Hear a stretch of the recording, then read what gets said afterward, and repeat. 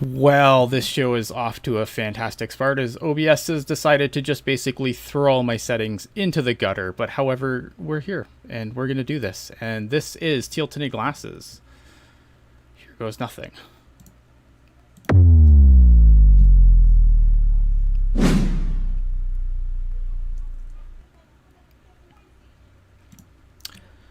Oh, of course, if you want to be a part of the show, be sure to hit us up on all the social media. Twitter mostly. That's where I operate anyway. Yeah, I mean this this is off to such a fantastic start. All right. It's me. It's Mr. Hockey Jerk, and yeah, this is fun. It's awesome. It's exactly how we drew it up. It's exactly how we drew it up. I don't know what happens. Sometimes like I just hit start, and then like OBS is just like, did you really want these settings? I don't think you wanted these settings. Like I set all this stuff up and then it just tosses them at the last second. But however, I'm getting quicker at compensating and figuring it out. Mr. Hockey Jerk, last night Yes. you got to do a cool Twitter Spaces thing with the Hockey DB folks. How was that? Yeah, it was really cool. It kind of felt like a I guess we'll say a town hall, so to speak. You know, Shang was there, Curtis Pashelka was there, JD was there, me and Puck Guy were there. It was kind of almost like a meeting of the minds a little bit of the Sharks, whatever terminology you want to say, groupies, I guess. Okay. So no, it was really cool. It, you know, was an interesting format. You know, it was a little difficult to say something that wasn't already said, but I think everybody did a pretty good job at providing a unique opinion, and so I think it was a lot of fun. And you know, shout out to Hockey DB. You know, I mean, this is gonna sound like a cheap plug, but it's actually the truth. Like I probably use that website every day. Yeah. So to get to do something with them, like, it's really cool. You know, I found that to be quite exciting, and you know, hopefully more opportunities like that come up in the future. Yeah, I was asked to do it. Unfortunately, I couldn't show because I had to work. So I was listening to it. Like I was listening to it as I was finishing up with work and stuff. But so my night wasn't as cool. So right before close, my wife comes in. I work in a hardware store, and she goes over to the paint section, right? I'm like, why are we looking at paint? Like, what are we painting? Because she's looking for different like paint swatches and stuff to bring home. Apparently, this was my evening. Apparently, the paint is for my daughter's room, who feels that the colors of her room, which granted she was pretty young when we moved into our current house, they just don't fit her vibe anymore, and neither do her stuffies. And just, yeah, my daughter decided that she's all grown up and we have to fix her room, and I was heartbroken. That was my alternative to doing the Hockey DB thing. It comes fast, as they say. Yeah, the moral of the story: don't have children. They grow up and they'll break your heart. How old is your daughter? My daughter is 12 now. Wow. Say 12, 13. I put me on the spot. 12. So yeah, she's all grown up. Way Nice. too cool for her current colors. Too cool for her stuffies. So yeah, it's a heartbreaking. I mean, I knew it was coming, but it's just Right. It's heartbreaking.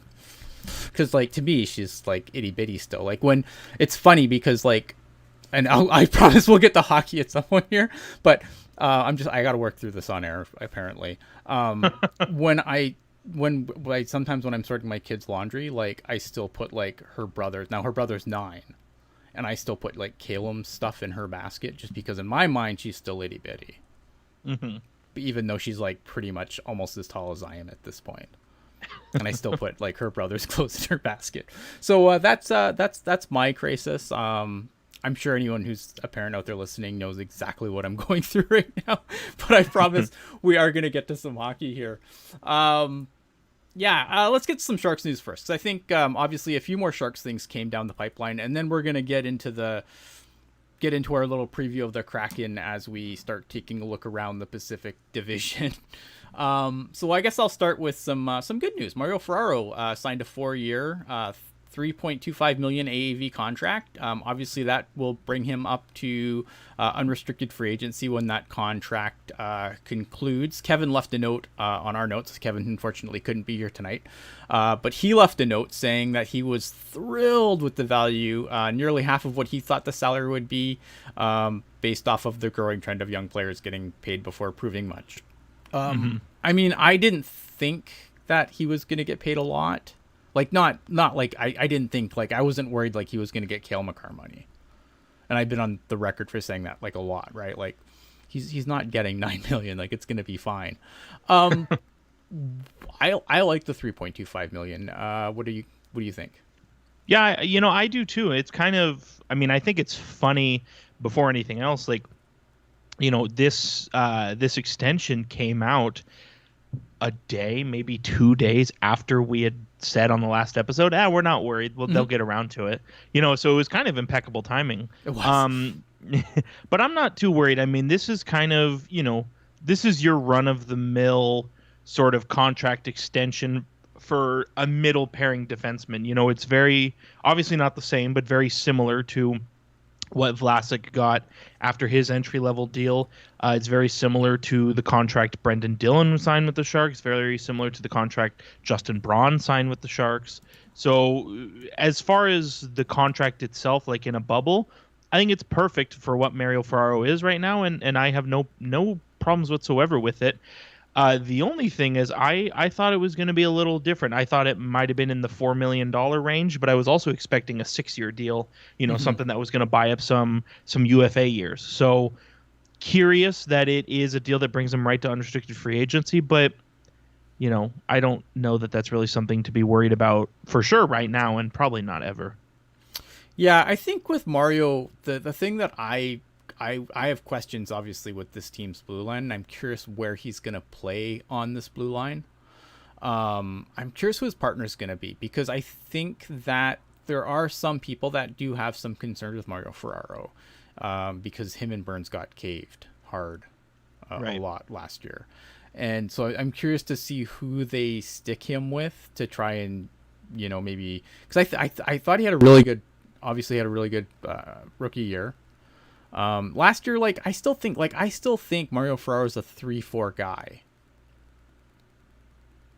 Yeah, I would agree with that. Like, I know he tends to be overvalued a little bit within the Sharks sort of sphere of influence. He's not, like, as you said earlier, he's not your Cale Makar. He's not, at least in terms of the contract, he's not Darnell Nurse. But yeah, I kind of think he's in that 3-4 kind of middle pairing range. And, does that mean that it's guaranteed he's going to be with Erik Karlsson? I'm not totally sure of that. I think maybe to start, that might be a look that the coaching staff may want to get a peek at. I think short term it probably makes sense. I think long term the hope is that Ferraro and Ryan Merkley can be a pairing. But it's just still too early to tell. I mean, I kind of feel, just looking at the Sharks, I mean, I feel like they have, as it stands right now, if you say Karlsson, Vlasic, Ferraro, like they have, if you ask me, there's 3 guaranteed NHL defensemen right now. Yeah. And, Merkley, I think, should be up. Schmick will probably be up, and beyond that, I mean, I know they have Nudavara, they have Benning, they have Jacob Magna, but I'm just not sure. You know what I mean? Yep. I'm with you 110% there. So I don't know. I think if he is a 3-4 guy, I think this money is like the perfect amount of money for him. Absolutely. The Sharks made their new coaching staff official. Obviously, we talked about Ryan Warsofsky last show, so I don't think there's really much more to add on that front, other than his job is going to be running the PK and the defense. So Godspeed, my dude. Godspeed. But Scott Gordon rounds out the coaching staff. Scott Gordon's 59. He's been coaching forever, like since the the now defunct IHL, which used to be a parallel league to the AHL. He started coaching in 1994, and he's been coaching kind of ever since.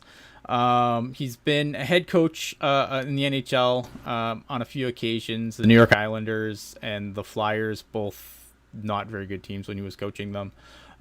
He recently was the coach of the Lehigh Valley Phantoms, who was none of this is good. Like, his most recent stuff is not good. Like, the Phantoms were the worst team in the Atlantic Division last year. But Philly's such a train wreck, like, just from top to bottom. But on the plus side, he was the coach of the year. I mean, a while back now, AHL coach of the year in 2007 and 8. An AHL record of 507, 262, 14, and 74. 3 division titles, 8 playoff appearances. His NHL record, not so great. 89, 116, 27. He's going to run the power play and the forwards group. I think when I look at those numbers, like, obviously none of that's inspiring, right? But I feel like at the same time, some guys are just better to be assistant coaches. Like, I think Bob Bugner's a really good assistant coach, not a great head coach. And I think his head coaching record kind of reflects that.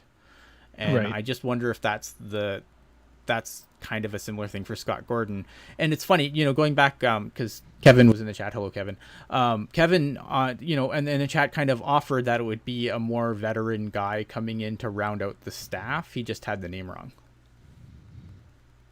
Makes sense. I mean, that's kind of especially with, obviously, David Quinn. He's not, he is not like a young coach, but he is kind of inexperienced. He's only coached one other job with the NHL, and then, with Ryan Warsofsky as well. Again, not a whole lot of experience, at least at the NHL level. So it makes sense to bring in like kind of a veteran guy who, maybe they couldn't chop it up as a head coach, but they still have that experience, that time spent on the bench. And I think it'll be, rewarding for both. I think it'll be a good fit. And like you said, the stats, not all that inspiring. Yeah. But when, from a Sharks perspective, when everything is bad, it kind of makes sense to just go completely brand new. And that's why I'm kind of glad that they scorched the entire bench. You know what I mean? Mm-hmm. My one complaint, and maybe this is a stupid thing to be upset about, is I really like Dan Darrow as an assistant or a video coach. It just seemed like he was always on top of it, and that's a weird thing to like be upset about, that somebody is now gone. But the next video coach who we'll talk about, obviously he's got some big shoes to fill. Yeah, I think again, like a video coach, I'm with you, right? Like it seems like a small thing to get super upset about, but I think like it's okay, because I feel like there was a lot of shock among, even like, if you want to get like into like, there's slapdicks like us and then there's actual media. And I thought among people in the actual media, there was a lot of people like your Pichelkas and your Shalenas that were really surprised that the Sharks went that way. Right. So I think it's you're allowed, right? I think you're allowed to be befuddled by it. I'm not losing any sleep over it, but yeah, the new video coach obviously is Nick Gialdini. He's been with the Barracuda as a video coach and director of hockey operations for the previous 6 years with the Barracuda. So he's moving up. Again, I don't have a problem there. Obviously, a guy who's been in the trenches a little bit in the AHL, moving up and taking a new role under the Mike Greer. In the Mike regime. Yes, thank you. That's exactly the word I was looking for. So I don't really have much of an issue there. A lot obviously in the chat here. AO is asking, is the coaching staff an improvement from the prior season or too early to tell? Lacey's chiming in saying vastly improved, at least on the assistants front. Like a Tiger also saying that he feels that it's much improved. So I'm willing to let it play out again, right? Like I think this is, I like Ryan Warsofsky being on the bench, obviously. I think David Quinn, again, we've talked about David Quinn already. We've done a whole show on this, and my take was basically like, I don't look at David Quinn as a retread. I think it's a guy who's going to get an opportunity to, who gets a second kick at the can. And I think we'll see if he learned anything from his time with the Rangers. Right, and I'm with Kevin too. Like, especially on the front of the assistants, it's a major improvement. I mean, obviously, as you mentioned, yes, with Gordon, the latest work, not the best, but there is a history of being good there, and obviously we know about Warsofsky, and we know what he brings to the table, or I should say, brought to the table at the AHL level, and I just think at the very least, some may say, well, who's to say? It's still early. Who knows if they're actually going to be better? But I think at least based on the resumes, based on what's done before, I think it's worth being excited. It's worth being intrigued by. And, to the point of Tiger, one of our assistant coaches was a former Coyotes coach. I believe we even at that time, I think we did a show and basically was not a fan of that hiring from the get-go. And so the fact that this time around the Sharks have once again hired assistant coaches, this time we are more complimentary, I think that shows growth. I think that shows positive steps. And I think even with Gordon, like, so his most recent stuff, like even the most recent year in Lehigh Valley, but the year before that, now obviously this was the COVID shortened season in the AHL where the Calder Cup wasn't awarded, but like it should be important to know that team in the North Division was the best team in the North Division.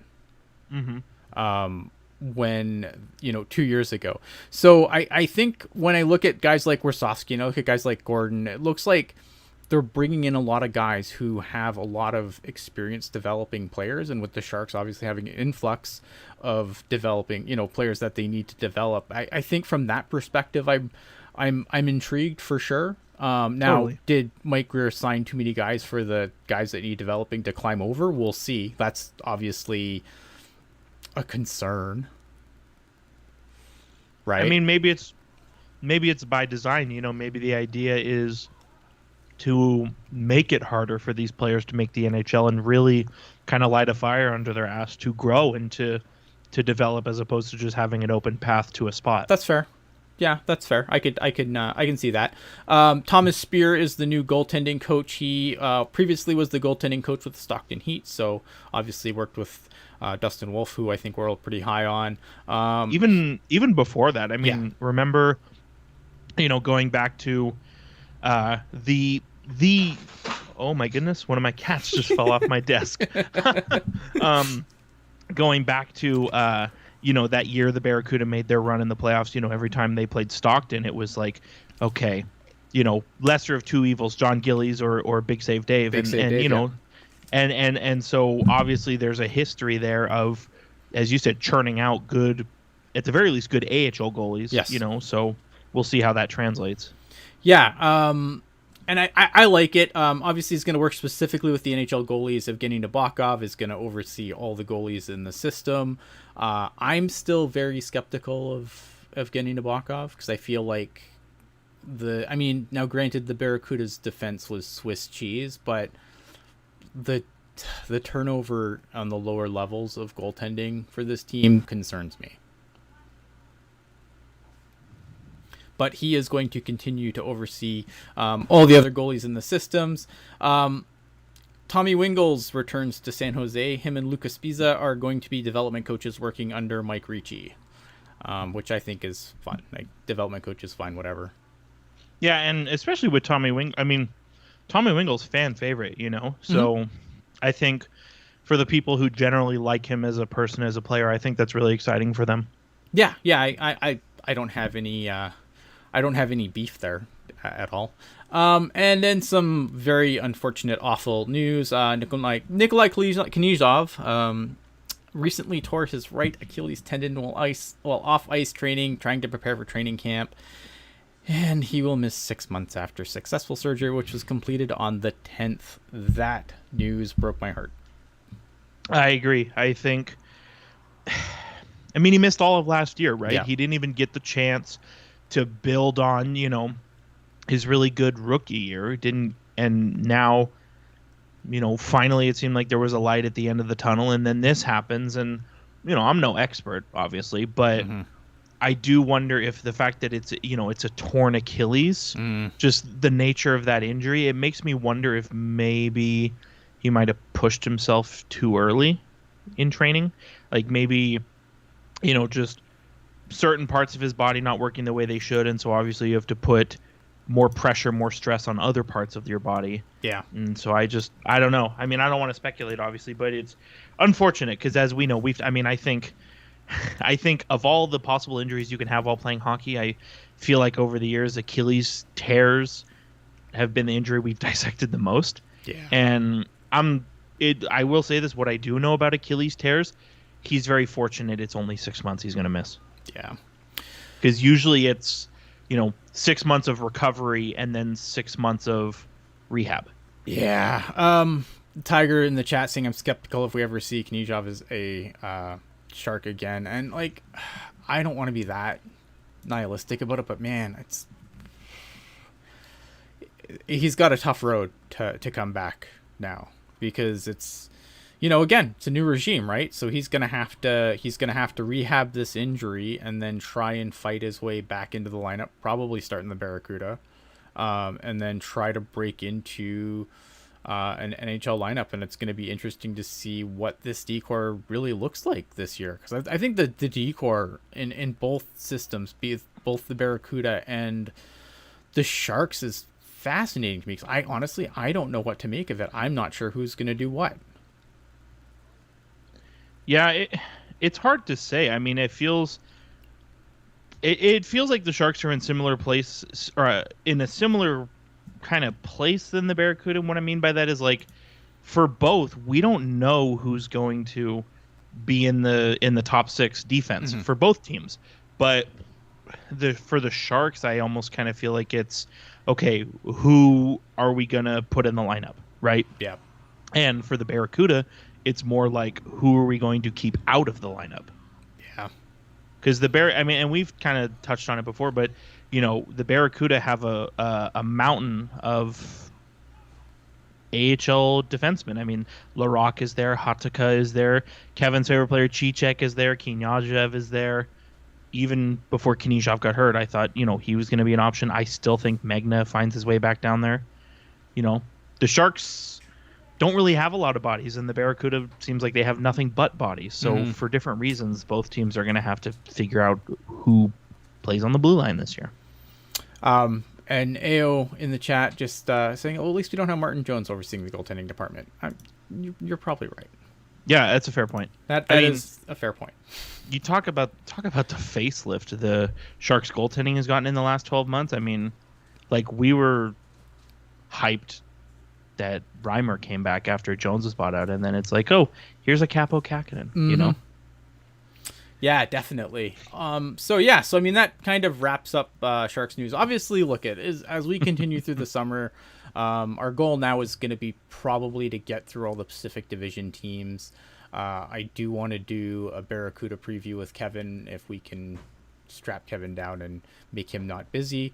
That's something that we'd definitely like to do before we go. And I think if we can fit all that in before the season starts, I'd be ecstatic.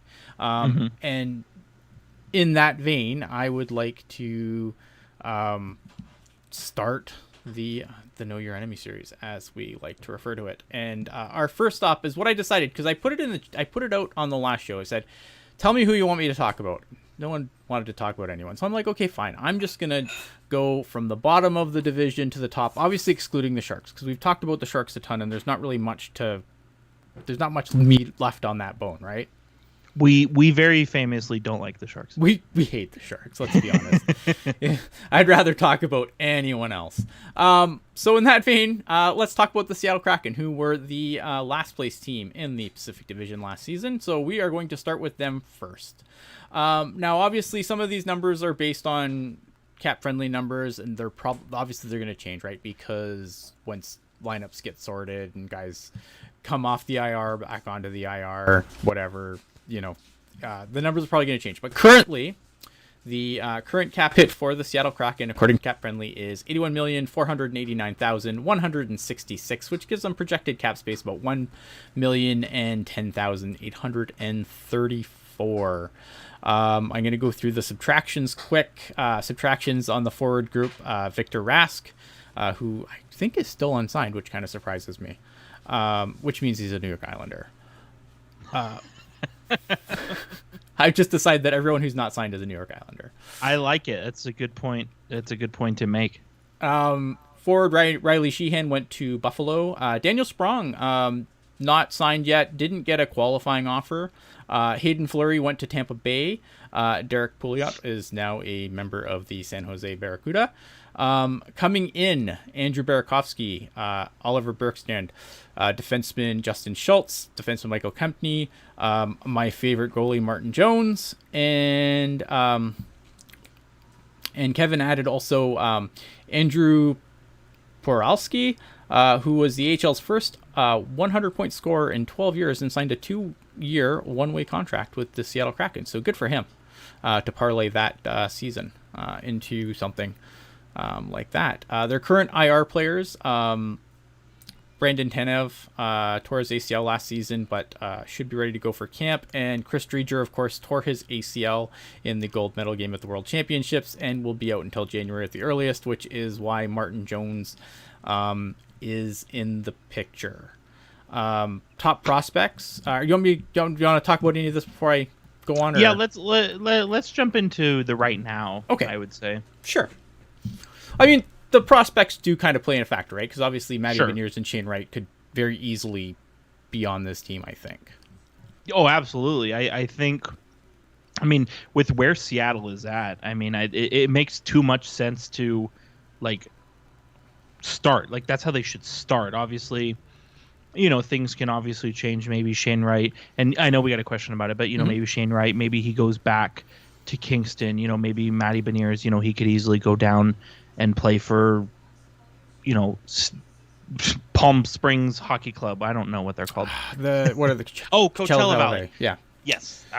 I'm never gonna remember that. You know, he could easily go down and play for Coachella Valley. You know what I mean? So I think with those two in particular, you might as well just start with them up. I mean, with where that team is at, like, what's gonna happen if they go, you know, if they go 0-9 to start the year, whatever. Like, I don't think they really care, you know. Yeah. Because they're still building an identity there. But if it works out, then, you know, hey, they could easily come in, especially with the additions they made, and we can obviously get into that. You know, if everything goes according to plan for the Kraken, maybe I want to be bold. You know, I could see them leapfrog a Vancouver, leapfrog in Anaheim.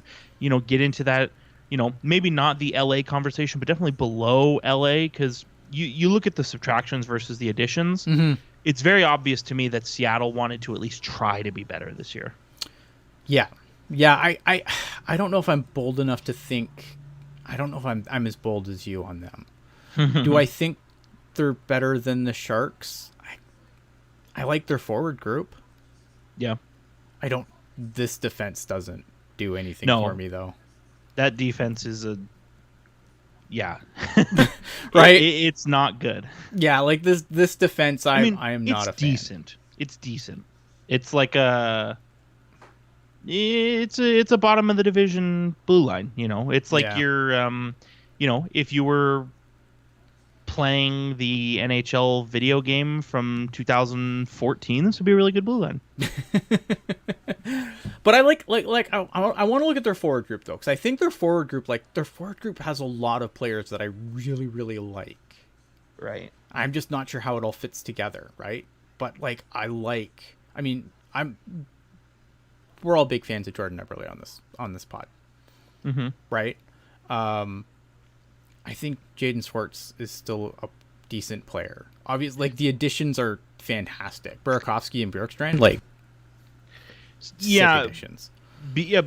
Those two for sure. I mean, Burakovsky was really good for the Colorado Avalanche, and coming in at $5.5 million. I mean, that's, you know, he's easily a $7 million player. You know, just if he can replicate what he did, especially this past season. And Bjorkstrand, I mean, we talked about it. You know, I'm sorry to say, if you're a Blue Jackets fan, which I don't know that you would be listening, but the Blue Jackets got finessed in that trade. Like Bjorkstrand's a legit goal scorer, and I kind of said, in our Discord, if you're not part of our Discord server, you'll need to send me a DM on Twitter. We'll make that happen. But absolutely, I had said on Discord as soon as the trade came down, I'm like, this is this summer's Buchnevich.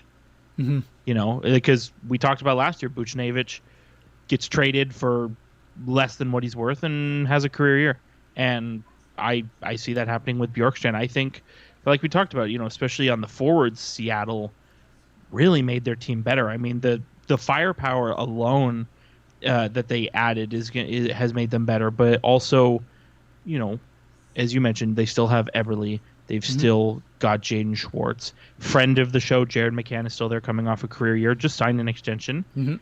Their forwards are really good. Like I'm actually quite intrigued to see how it all shakes out with them. Right, and then you throw in a Matty Beniers and a Shane Wright, like that's like the cherry. That, I mean, you imagine, like again, like obviously I think you're gonna have guys like, the one place where I have concerns about them right now, not going forward, right? Because I think Matty Beniers is a hell of a player, right? And I think Shane Wright's a hell of a player. But do you want to ride or die with those guys as your top two centers right now? That would concern me a little bit. I mean, and we had this conversation with Eklund last summer. Obviously, Eklund, bit of a different impact that Beniers has brought to the Kraken, but I think similar to the point I made last year. I mean, if he's ready to go, you can only hold him down for so long. No, and I agree with that. I just feel like, I just wonder, like, because I look at this line, I look at this, and there's no beyond that though. Like, unless you're like, I look at like Morgan Geekie, right? Or like I look at some other centers, right? And I just feel like they don't have anyone who can kind of take the heat off those guys. Sure. Right? Like they're just like, I just worry about them getting put into a role where they have to kind of be the top guy right away, and there's no one to kind of shelter them from that. Because mean, who are you gonna put up there if like they're just getting worked in a game, right? You're not gonna put Yanni Gourde on your first line. Well, they did. I mean, they did last year for sure. And I mean, Yanni Gourde is a good player. I think he's a great player. Is he a number one center in this league? No. He's not a number one center, and the thing I look at, his face-offs, 49% on the face-offs, which is, it's like okay, but that's not, as to your point, that's not number one center numbers, and obviously scored a good amount of points. I mean, but again, it's not close to what he was doing in Tampa. No, for sure. And his shooting percentage was really inflated this year, so that it's a lot to think about there. And then with Jared McCann, again, friend of the show, same thing, 45% face-offs, and had a career high in points, but also minus 26. So yeah, and that's what I'm saying. Right? There's like, a lot I'm not of saying that underlying Shane stuff Wright there. or Matty Beniers isn't going to be like, that's going to be their 1-2 going forward. I at least try it. Yeah, no, for sure. I just wonder, like, if you run into a situation where like you're just playing. I mean, maybe and that's how you learn too, I guess, right? I think that's like my only concern as far as them kind of just jumping up the standings. I think that's where like I'd be a little concerned if they got overmatched by some of the heavier team, like playing like in Edmonton or a Calgary, right? Like that's where I would just be worried about them. Like I think like I like this forward group, and I think going forward, like these guys are obviously like I really like Matty Beniers. I really like Shane Wright. Getting Shane Wright at 4 was just stupid good. It's a heist. Yeah, absolutely. I'm not trying to say like I don't want people to get like to walk away from this thinking like, oh man, Ian really doesn't like those guys. I just think like at their age, like I just wish they had another guy that could kind of insulate them from the Connor McDavids as they find their way in the NHL. That's all. Well, and here's the other thing to think about as well. And obviously you look at the forwards for the Kraken. I mean, right now, Cap Friendly's got them as having 15 forwards, which way more than you should be having on your NHL roster. Correct. But we did also mention, they've got a bevy of wingers here. I mean, just looking at it, as you said, Eberle, Schwartz, Burakovsky, Bjorkstrand. You could even count, Gordon, McCann. They played center last year, but both of them have experience playing wing. You could even think of them as wingers as well. And to your point, if you want to insulate, Beniers and Wright a little bit better, or if they both are not NHL ready, and I think Beniers might be right. I'm not totally sure. Yeah. And you need to send them away. The Kraken have a million wingers, and they've got a bunch of draft picks. I mean, not Vegas level draft picks, but they have a bunch of draft picks. Like if things start off well for them, but it's not quite there, I mean, I wouldn't rule out a big trade for them. Yeah. Oh, I mean, they definitely have the draft capital, right? Like, going into, again, just some of their other prospects that I really like. Obviously, Jaeger Furcus, which they picked up in the second round. I also really like Ryan Winterton and Riker Evans. And, again, like you brought up their draft picks. Like, their draft picks in 2023, they have a first, a second, Toronto second, Winnipeg second, a third, a fourth, Colorado's fourth, their fifth, their sixth, and Washington sixth, and their seventh. Like, they have the pieces that they can move around. Like, they could swing a big deal if someone drops out of it and they want to move a big piece. Like, Seattle could be a team that could be very opportunistic and swoop in, right? And I think I think conventional wisdom is you would look at their blue line and you would say, okay, probably the blue line is where they would want to address via trade, but at the same time they've got a bunch of forwards, and we love their forward group, but it's a lot of the same guy, and I wonder if it would make more sense to take one of those guys. Maybe that's Schwartz, maybe that's Eberle, maybe it's Gord, and package that for a number one center. I don't want to stoke any fires here, but there's a certain shark wearing number 39 who could be very good. I don't know if they'd want. I don't know. It's an interesting thought. My red flag with this team is the blue line. I think the blue line's just okay. It's nothing special. I think it's serviceable. It's fine. It's fine. Goaltending wise, I don't. With Chris Driedger being out until the middle of the year, right? And I think he had a pretty mediocre season last year, but I don't hate them grabbing Martin Jones. The modified no trade makes me scratch my head a little bit, and Martin Jones's agent still hasn't called me yet. I don't hate that addition though, because I think that he wasn't like he's Martin Jones. You know what you're getting with Martin Jones at this point in his career. You're not strapping your team on Martin Jones and riding him into the playoffs. But I think he can be a serviceable backup in this league. I think there was some games last year where he showed glimpses of, and we saw this in San Jose too, where we saw glimpses of the Martin Jones that we used to know. Right, and you know what, Martin Jones, to your point, at this point, I would say he is a glimpses goalie.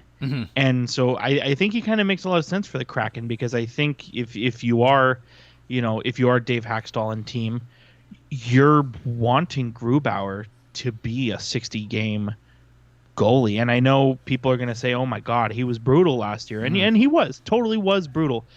But the year before, he was up for the Vezina, and 5 years before that, going back to Colorado and Washington, he was a very good goalie.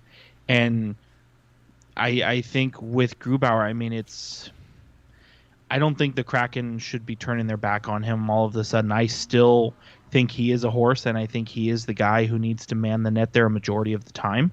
And so if he is your 60-65 start guy, that's perfect for Martin Jones. He can be that glimpses goalie, and maybe he'll play once every 3 or 4 weeks, but that's all you need from a guy like him. Yeah. I mean, obviously, because my hair was on the line, I did watch a little bit of Martin Jones in Philly, and I just realized how bad Philly's defense was. And I don't think this blue line is much better than Philly's, to be completely honest with you. No. But I don't know, man. Like, I look at not a Martin Jones guy, clearly, but I think you could do a lot worse for a guy who's going to come in and play half the year and then probably get moved at the deadline. Hmm. Than for $2 million 1 year, like there's no real risk there. No, So I don't hate it.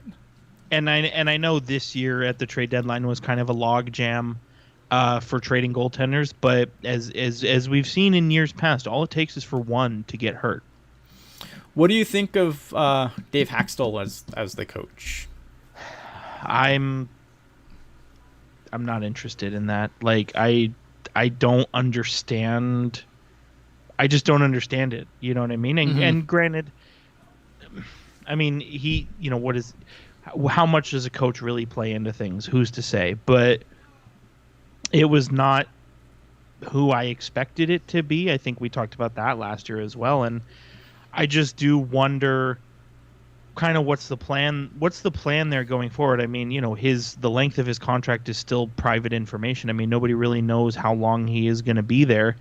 And I just wonder if he's a long-term option. Like, is it going to be a situation where he's just kind of steering a little bit, and then once the Kraken pick it up and are a playoff contender, he's going to get the broom and they're going to bring in who they actually want. I don't know. I'm not really a big fan of him as a coach, but if the idea is to just tread water for a couple of years, then yeah, he's fine, I guess. Yeah, I mean, I look at this team, right, and I think Ron Francis, like, I don't think his run in Carolina was super fantastic. And, I think a lot of people, like, Seattle, I think everyone that enters the league now after Vegas is always going to, like, kind of have that, well, did you make the cup your first year in the league? Mm-hmm. Right. Right?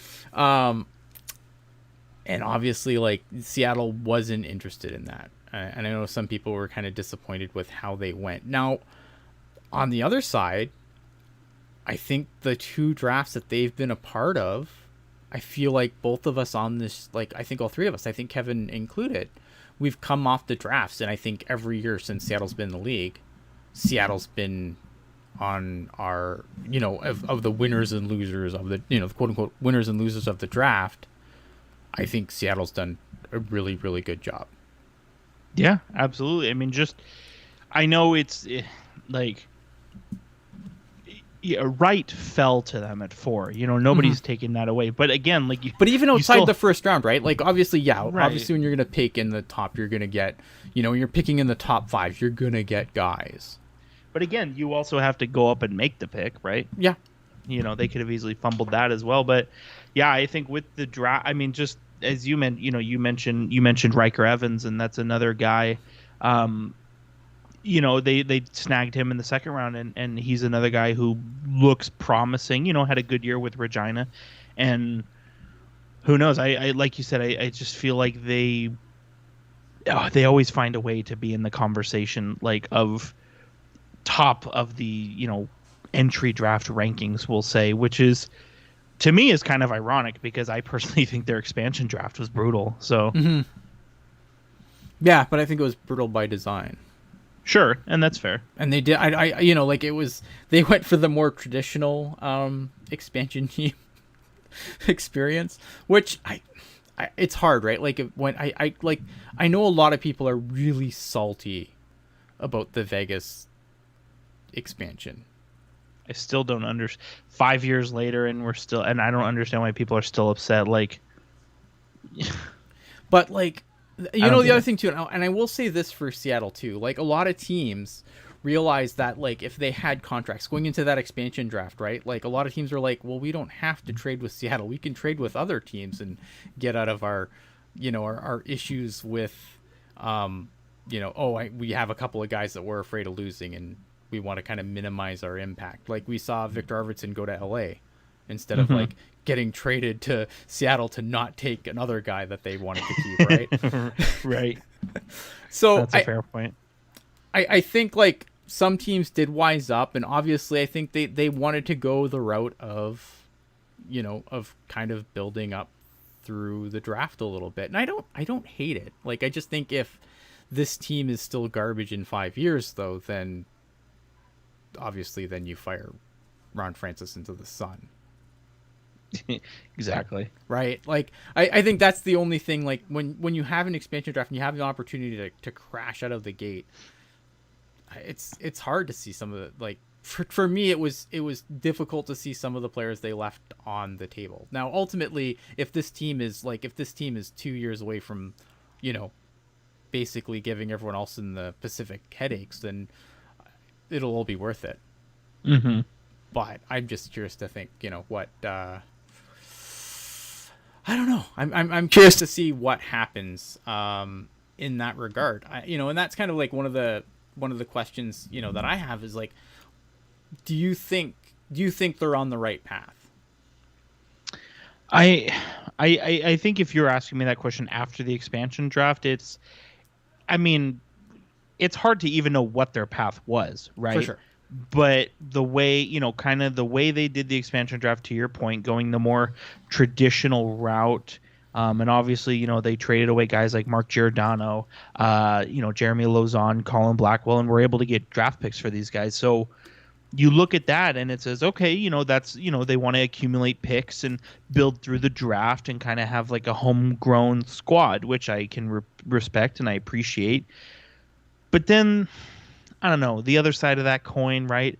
You sign Philip Grubauer, you sign Burakovsky, and you trade for Bjorkstrand, and you sign Jaden Schwartz. Like, you look at these moves, and it's like, you don't make those moves unless you're trying to be good. And so I almost wonder if Seattle is trying to have their cake and eat it too, where it's like, yeah, okay, we'll try to be good, and if not, we can dump guys for picks, and hey, we'll be right back at it next year. And Seattle's a nice city. So I don't know, maybe that has something to play with it, but I don't know how to answer your question because I'm not totally sure what path they're on. I think now, again, if we come to a month into the season and they look like they're clicking, and then they turn around and, swing a trade for maybe a high profile center that's available, and who that would be, I mean, I'm not too sure.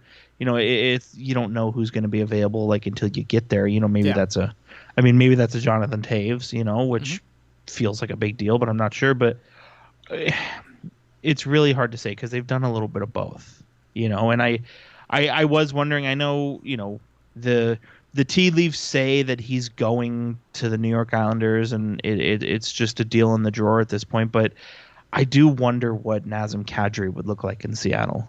I just don't know how they make that cap work. Well, and that's the thing. They would have to move a body out, Yeah, and I think that's the weird thing with the NHL right now too, right? Because it's like, at one point in time, you just move a body. But like, you look at Cap Friendly, and again, Cap Friendly obviously just has, what they think is going to be NHL rosters. But like, everyone's over the cap, it feels like. Well, that's like, and even last year, what was it? What was it like? I think 2/3 of the league was using LTIR. Yeah. Like and a lot. I mean, obviously, injuries are injuries, and they're going to happen. But just the way that the pandemic has sort of, put a wall in front of the salary cap growth has really kind of jammed everything up. And they say that the salary cap will be back to normal in 2 years, and I'm optimistic, but I hope so. Nobody knows, right. Yeah, I mean, I feel like if I agree with you. I think they're kind of just throwing stuff at the wall and seeing what sticks as they accumulate draft picks and stuff. But I feel like when you've got guys like Matty Beniers and I think getting Shane Wright, right, and then you can go and I think getting guys like that, like guys that are, in my opinion, are going to be foundational pieces, a 1-2 combination that's just going to give this division absolute fits sooner than later. Yeah, I mean that's it's going to be interesting to see what they do. Yeah, I was going to say we've seen that already. Like, we're already starting to see that where it kind of feels like every team in the Pacific, like even Anaheim, even Vancouver, even the Kraken, every team feels like they're all moving in the opposite direction of the Sharks. Yeah, Anaheim's interesting. Like, Anaheim is, I'm really looking forward to doing Anaheim because Anaheim, like, you think they're one place, but it feels like they think they're another. So I'm really looking forward to doing that. To wrap up on Seattle, though, I mean, where do you think they finished? Like, I think they move up. I don't think they're going to be the cellar dweller of the Pacific. I just don't know how high they get up. I think they're better than the Sharks. I think they're better than the Ducks. Okay. I don't know how higher I would go beyond that. I do agree with you about the Sharks. I don't know that I'm ready to say that they're better than the Ducks, but I mean, they definitely have the Ducks beat on forward. Mm-hmm. The defenses are pretty close, and then Gibson versus Grubauer. I mean, that's kind of what it boils down to, and so it's hard to say. Like, if Seattle ends up below Anaheim or above Anaheim, like, I'm not going to be shocked either way. So I guess if I had to say, no higher, I would say no higher than 6th. So either above San Jose and Anaheim, or above one, below one, or below both. But I don't think they'll be higher than 2 teams. Yeah, I think I would probably put them in 6th. I don't, but I mean, like, it's one of those things where I can see, like, if a team really stumbles, and it's going to be interesting because I think the Pacific Division is kind of fascinating. I think it's bad, but right. Last night on the thing there, JD kind of gave me a little bit of pause where he's kind of like, I think people are underrating a lot of teams in the Pacific, and I'm like, like it's given me, it made me kind of rethink what my view on the Pacific. Yeah, and I remember him saying that, and I kind of had the same thought, when I reanalyzed, and just I don't think bad is the right word to say. It's definitely, of the 4, I would say it's probably the worst, but it's definitely better than it was, especially the last 2 years. I don't know is it worse than the Central though? Maybe on top, like maybe the top end teams won't match up with the Central, but like at the bottom. Yeah, that's a fair point, because really in the Central, the only teams that I'm kind of horse-eyeing are Colorado and St. Louis. Like yeah, you know what I mean? Like, the Central has both Chicago and Arizona, who are super on a race to the bottom.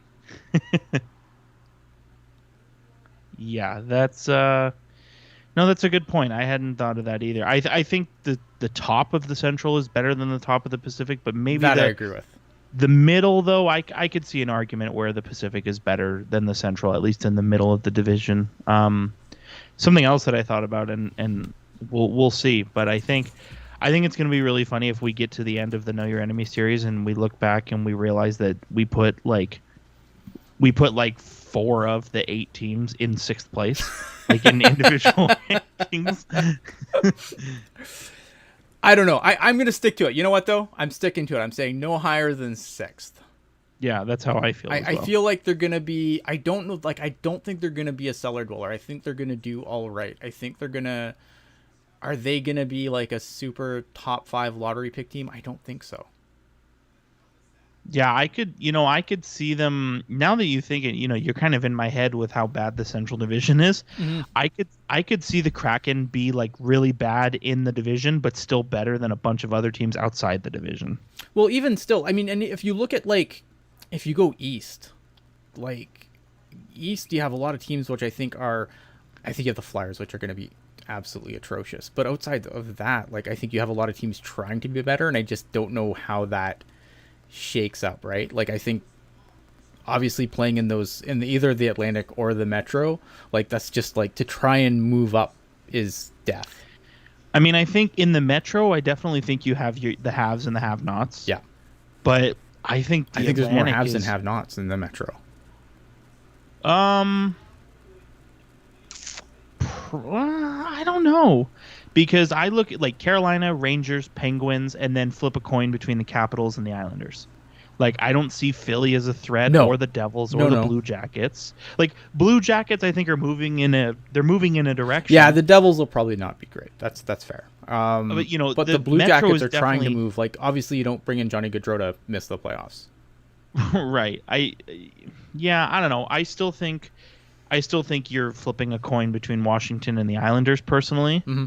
And I think Washington is on the downside of that I sort think of they're like the choice. Capitals are probably on the downswing. But I look at the Atlantic, like, so, Florida, Toronto, Tampa, Boston, those are your hitters, right? Mm-hmm. Buffalo got better. Yeah. Well, I don't want to say maybe they didn't get better, but they progressed. Like the group they have progressed. Mm-hmm. Detroit got better. Mm-hmm. Ottawa got crazy Mm-hmm. better. The Atlantic is going to be the juggernaut. Like it probably if the NHL were to rig the playoffs at any point, they should take all 8 teams from the Atlantic to the playoffs. I'm sure fans in the Metro would have an issue with that, but yeah. And I think that's the thing. Like, I think there's going to be teams over there that are avid. Like, look at you play against certain teams so many times. Like, it's obviously going to hurt at some point. And I just wonder. Like, I just think there's going to be teams in the East that are not bad, but they're going to be bad by default because they just have to play in their division. Well, and I think, again, as I mentioned, you have your hitters in the, your Florida, your Toronto, your Tampa, your Boston, but like if you're Ottawa, if you're Detroit, if you're Buffalo, not Montreal, Montreal's a nightmare. Yeah. But if you're one of those 3, Ottawa, Detroit, Buffalo, you are building up and also hoping that the Capitals and the Islanders are on a downswing so you can snipe a wild card spot. Yeah, fair enough. Yeah, I mean it's going to be interesting. So I think, I mean I look at Seattle. I think they're definitely a team on the come up because I think they're drafting they have to be, and I think if Ron Francis somehow manages to screw this up, then he should never be a GM again. Because I feel like all the pieces are there. It's just an issue of just developing and moving forward. Totally. And like you said, they have the draft capital that if somehow, and I don't foresee this, right, but if for somehow they're coming up and they're somehow in a playoff race, they can buy. Yeah, absolutely. I mean, even and they could go the other way too, where if they're if they're not in a playoff race, like obviously the easy ones to point out, Donskoy, Donato, even Martin Jones. I mean, those are guys, they can trade those and get picks. But beyond that, like, I look at that top, if you're on Cap Friendly, their top 7 or 8 forwards, like, I think I would take any of those guys on my team. The Kraken, like I said, they've kind of done a little bit of both. They've done the accumulate assets kind of plan while also doing the let's try and be good plan. And I kind of feel like they're set up, they've continued, coming into year 2 here, they've done a good job at simultaneously doing both, and then if any time one looks more attractive than the other, they can completely steer in that direction. Yeah, and just a quick poll we had in the chat, where does the Kraken finish in the Pacific Division? And 89% of the chat said in the 6th, 7th. We had 11% say they finished dead last, which I just think is crazy. The Sharks are finishing dead last. We did have a question as far as Shane Wright goes. Like, first overall picks rarely ever go back to the CHL, but since Shane Wright didn't go first overall, will Seattle send him back to Kingston since there isn't much pressure for him to play in the NHL immediately? And that was from our buddy Logan Teal 86 at Teal report, Teal_report, sorry, on the Twitter machine. I think with Seattle, again, it depends on how they're doing, right? Like, I think if Shane Wright flies out of the gate and makes it impossible to send him back down, then I think you continue playing him, right? Like, even if you burn a year, like, I think getting that experience in the NHL, if he shows that he can hang in the NHL beyond the 9 games, like, I think you do it. If he proves he can stay, I think if he's not doing much, and here's the thing too, right? Like, even if you burn a year of his contract, you can still send him back to junior. Right. Like, so if he hits like the mid-season wall, you can still send him back to Kingston eventually. Like, I just think it depends on how he plays. I think you give him the opportunity to play coming out of the gate, and if he shows he can play, I think you let him play. I agree. I think he's, like I said earlier, he's at the very least should get the chance. But I will kind of differ from you. I think if you get to 9 games, unless you're absolutely sure that he should stick around, like, you got to send him back. Like, even if you're 50-50, you got to send him back, because the way I'm kind of looking, reading the tea leaves, like, so he's obviously a center. Mm-hmm. I don't see him playing above Yanni Gourde. I don't see him playing above Jared McCann or Alex Wenberg, for that matter.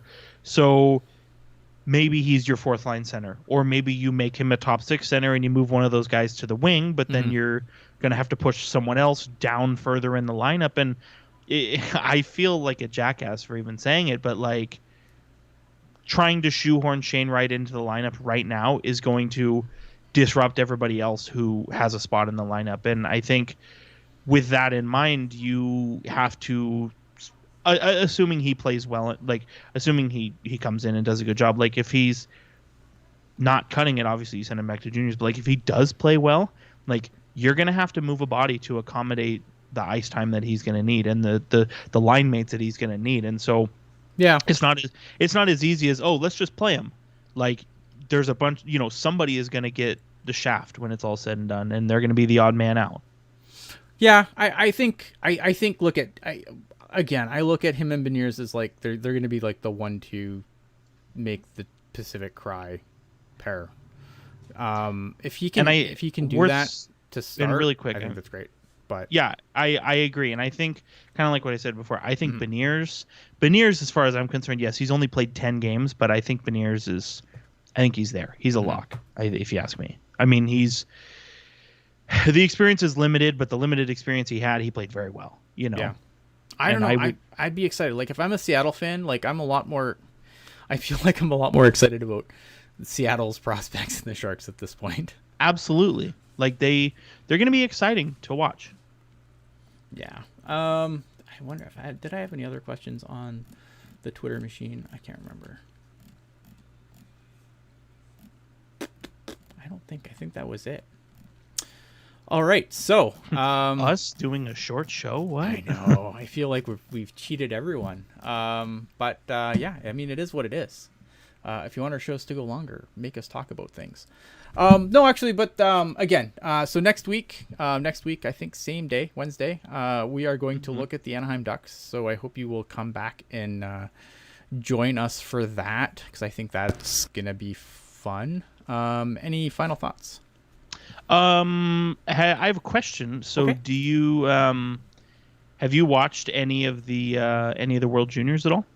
I have. I didn't watch a lot of like the early games because when I was on vacation, I was like basically watching it on my phone, which I'm too old to watch things on my phone. I don't like it. So I have. I watched all the games today. I haven't. Obviously, I'm not watching the U.S. game right now, so I'm not sure what the score is there. But I thought it's been a fun tournament so far. Obviously, with Russia not being there, Latvia gets to come in, and I thought they had a really good tournament.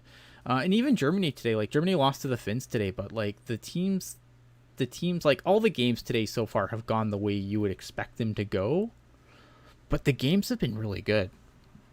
Yeah, and just a score update, it's 1-0. The United States is up on Czechia. There you go. So yeah, I've really enjoyed the tournament. From what I've seen, I've really enjoyed the games. I think they've been a lot of fun. Obviously, there's some guys who, like William Eklund, who didn't go because they're trying to focus on making their NHL squad, which I can absolutely 100% respect. But yeah, I think all things considered, it's been a lot more enjoyable than I thought I would enjoy a World Juniors in the middle of August. Yeah, I'll be totally honest. Actually, I pulled the game up right now, and this is the first bit of World Juniors I've watched this year, and I realize it makes me a bad hockey fan. But I was moving and doing all kinds of stuff, trying to get my life together. So I haven't gotten to watch, but everything I've read, in our Discord server, again, if you don't have access to that, please hit me up and we'll make it happen. Everything I've read in the Discord server is that it's been a very exciting sort of tournament. And like you said, while the results are not that surprising, I think the journey that it took to get to there, I think it's been there's been a lot of excitement in watching it play out. Yeah, and Kevin bringing up in the chat, I forgot to mention too, Canada lost Ridley Gregg to injury, which is pretty terrible for Team Canada. Obviously, being Canadian, I am not super happy about that. I have some concerns with Team Canada's game going forward. I think they've, like offensively, I think they've been great, but I think they've gotten into penalty trouble a few too many times for my liking. And I'm a little concerned about them. As the tournament progresses. But yeah, that's it. Oh, we did have another question. We had a question from long-time listener, first-time caller, Kevin Lacey at Kevin Lacey 22. He asked, why haven't the Sharks traded for Connor McDavid yet? Can't be that hard. Kevin Labanc, Nick Cechek, a conditional first. My answer to that, obviously, and some of the responses to this thread are amazing. My response is because Mike Greer's bad GM. Mm-hmm. I think that's tell me I'm wrong.